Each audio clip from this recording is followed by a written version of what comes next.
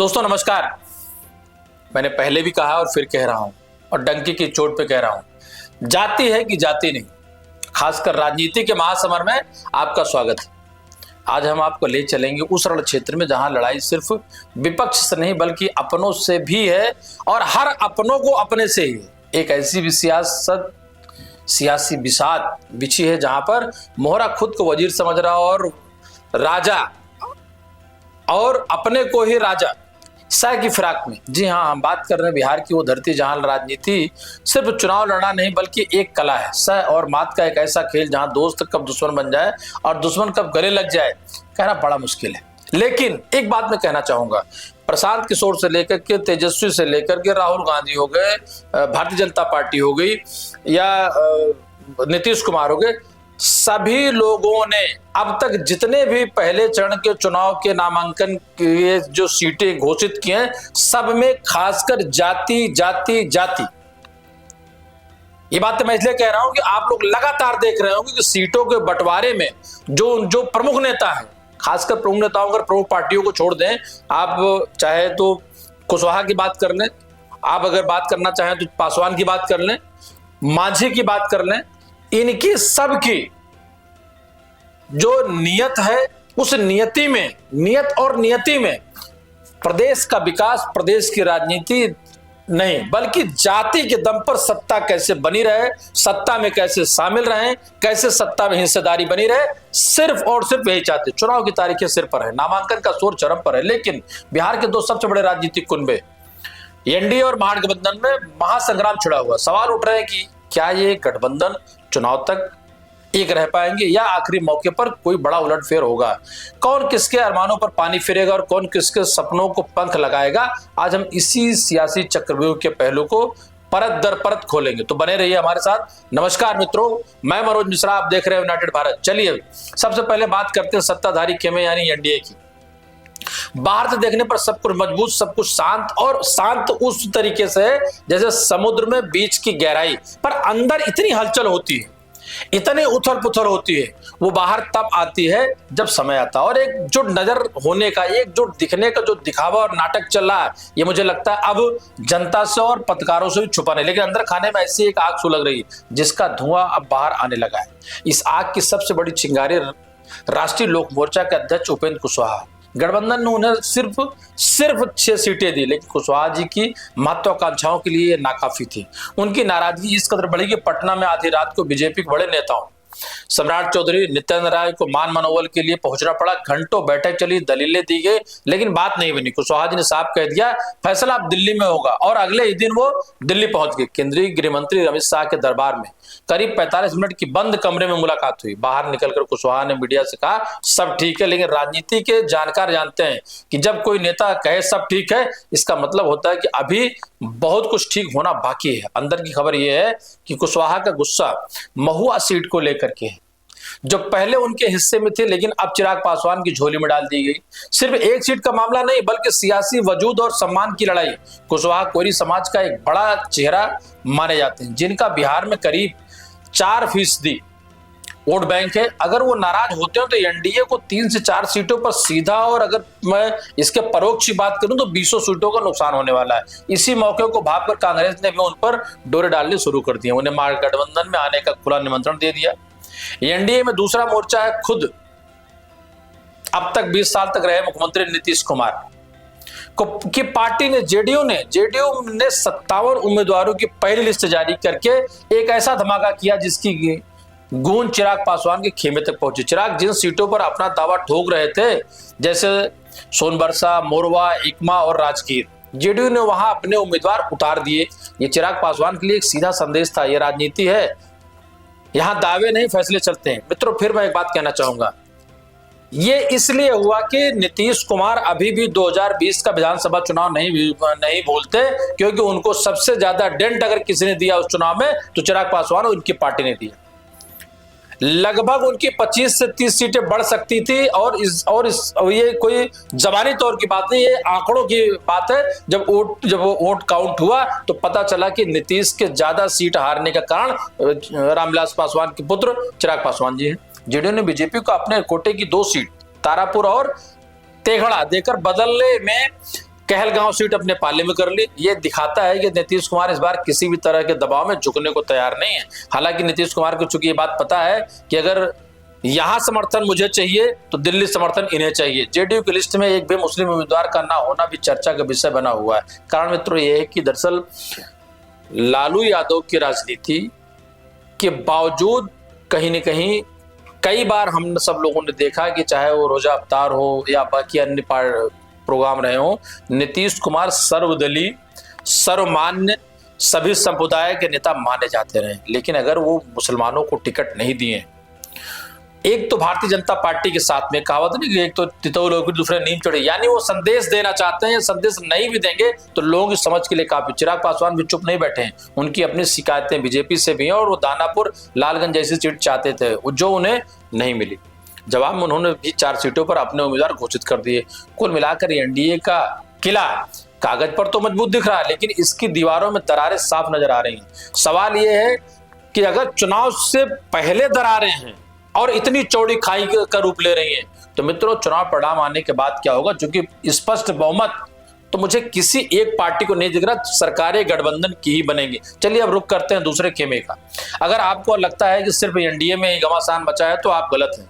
महागठबंधन इससे ज्यादा रार ठनी हुई है। इंडिया ब्लॉक का हाल तो और भी बेहाल है। यहाँ तो एक अनार और 100 बीमार वाली स्थिति है। सबसे बड़ा पेच फंसा है आरजेडी और कांग्रेस के बीच। राहुल गांधी की पदयात्रा के बाद कांग्रेस ने भी वहां अपने मंसूबे, अपने इरादे और अपनी इच्छाएं बढ़ा ली। तेजस्वी यादव खुद को मुख्यमंत्री के चेहरे के तौर पर प्रोजेक्ट करना चाहते हैं, लेकिन कांग्रेस का केंद्रीय नेतृत्व अभी इस पर मौन है। सीटों के बंटवारे पर भी उनकी अब डिमांड ज्यादा है और ये जंग का रूप लिए। कांग्रेस 65 सीटें मांग रही, आरजेडी उन्हें 58 से ज्यादा देने को तैयार नहीं है। ये सिर्फ संख्या की लड़ाई नहीं है बल्कि वर्चस्व की लड़ाई है। कई सीटें ऐसी हैं जैसे बछवाड़ा, नरकटियागंज, कहलगांव, जहां दोनों ही पार्टियां अपना अपना दावा ठोक रही हैं। कांग्रेस के अंदर भी इस बात को लेकर बेचैनी है कि कहीं आरजेडी उन्हें कमजोर सीटों पर समेट कर रखने दे, क्योंकि पूर्व में ऐसे परिणाम हुए हैं और ये बात कही भी गई कि सीटें आप ज्यादा लेते हैं पर आप जीत कर कम आते हैं, इसलिए हम आपको सीटें कम देंगे। अपनी चुनाव समिति की बैठक कर 18 उम्मीदवारों के लगभग नाम तय किए हैं। आरजेडी पर दबाव बनाने की एक रणनीति है, लेकिन इस कहानी में अभी सिर्फ 2 किरदार नहीं है। तीसरा और सबसे महत्वपूर्ण कोण, वामपंथी दल पिछले चुनाव में लेफ्ट पार्टियों ने मैच 29 सीटों पर लड़कर 16 जीती थी। यानी स्ट्राइक रेट की हम बात कर ले तो लगभग 70% या 60% से ज्यादा। 29 आप लड़ते हैं, 16 जीत के आते हैं। इस शानदार प्रदर्शन ने उनका कद बढ़ा दिया। अब वो 40 सीटों की मांग कर रहे हैं और आरजेडी कांग्रेस के फैसले का इंतजार किए बिना अपने उम्मीदवार भी घोषित करने लगे। सीपीआई एमएल 18 तो सीपीआई 6 उम्मीदवारों का ऐलान कर चुकी है। ये महागठबंधन के नेतृत्व के लिए एक बड़ी सिरदर्दी और चुनौती भी है। और इस सियासी खिचड़ी में एक और तड़का लगा रहे हैं सनाफ मल्लाह मुकेश साहनी। उनकी पार्टी वीआईपी को आरजेडी 18 सीटें देने को तैयार है, लेकिन साहनी जी की मांग उससे कहीं बड़ी है और वो चाहते हैं कि उन्हें उप मुख्यमंत्री के चेहरे के तौर पर पेश किया जाए। लोगों को 2020 का वो मंजर याद आ रहा जब तेजस्वी यादव को प्रेस कॉन्फ्रेंस के बीच से मुकेश साहनी ये कहकर उठकर चले गए थे कि उनकी पीठ में छुरा घोपा गया। बाद में वो एनडीए में गए और 4 सीटें जीतकर सरकार बनाने में अहम भूमिका निभाई। यानी आप समझ सकते हैं कि छोटे दल, मैं बार बार ये कह चुका हूं कि जाति बिरादरी समुदाय के जो नेता हैं वो बारगेन करने में ज्यादा आज के डेट में मुफीद होते हैं, चाहे उत्तर प्रदेश हो चाहे बिहार। क्योंकि बिहार की चर्चा कर रहे हैं, बिहार की बात करेंगे, इतिहास खुद को दोहराएगा। क्या मुकेश साहनी एक बार फिर महागठबंधन को बड़ा झटका देंगे? ये सवाल इसलिए है और वाजिब भी है। अभी भविष्य के घर में भी इसे कह सकते तो सवाल तो, क्योंकि जब तक महागठबंधन सीटों का पूरी तरह बंटवारा या घोषणा नहीं कर दे, पहले चरण और आखिरी दूसरे चरण का, तब तक ये बातें थोड़ी बेईमानी से लगती हैं। सवाल ये उठता है कि आखिर इन दिनों गठबंधनों में पेच फंसा क्यों? राजनीतिक पंडितों की माने तो एनडीए में समस्या किरदारों के टकराव की है, जहां हर नेता अपना कद बढ़ाना चाहता है, लेकिन वहां बीजेपी एक बड़े भाई की भूमिका में है जो शायद डैमेज कंट्रोल कर ले। मित्रों, बड़े भाई की बात जब हम कहते हैं तो क्षेत्रीय दलों को बड़ा भाई मानकर भारतीय जनता पार्टी की इतिहास रहा है।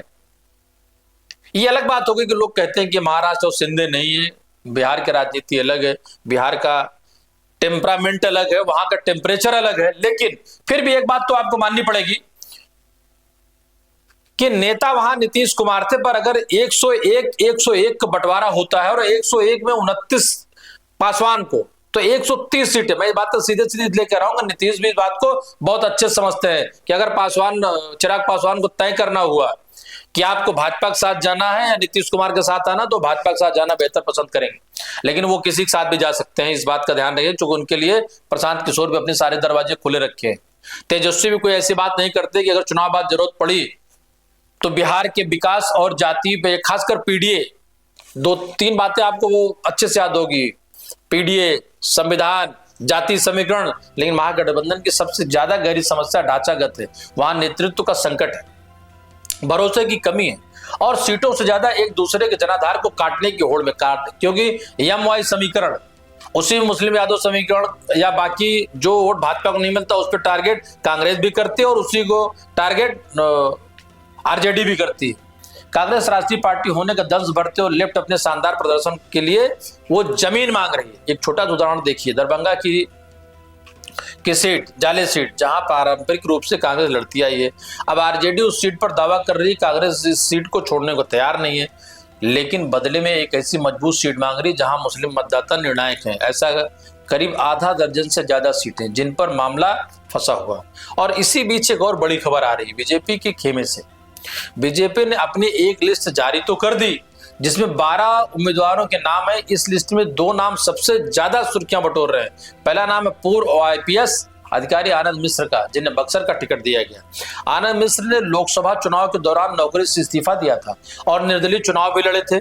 अब बीजेपी ने उन पर दांव खेला है। दूसरा बड़ा नाम बिहार की लोकप्रिय लोक गायिका मैथिली ठाकुर, चूंकि मैथिली ठाकुर ऐसे परिवार से आती हैं जी, कर्पूरी ठाकुर को तो आप लोग लगातार देख रहे हो कि उनके लिए नीतीश, लालू, कांग्रेस, भाजपा सभी सब कुछ लुटाने को, बिछाने को, अपनाने को तैयार है।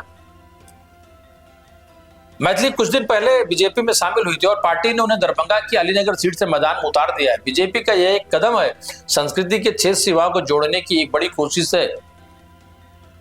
इस नई लिस्ट के साथ ही बीजेपी ने अपने कोटे की 101 में से 83 सीटों पे पत्ते खोल दिए। तो तस्वीर बिल्कुल साफ है मित्रों, बिहार के जो चुनावी रणभूमि में 2 खेमे हैं और दोनों ही खेमों के भीतर कई मोर्चे खुले हुए हैं।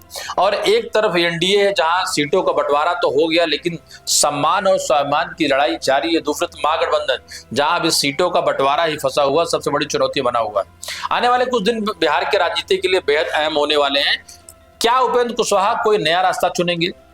क्या चिराग पासवान और नीतीश कुमार का टकराव और बढ़ेगा?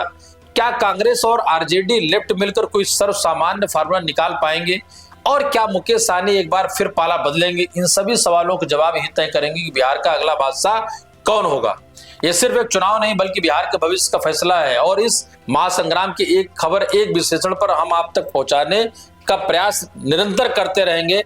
देखते रहे आप यूनाइटेड भारत, क्योंकि बिहार के राजनीति में अभी एक अभ्यास चालू है और अध्याय लिखा जाना बाकी है। नमस्कार, धन्यवाद।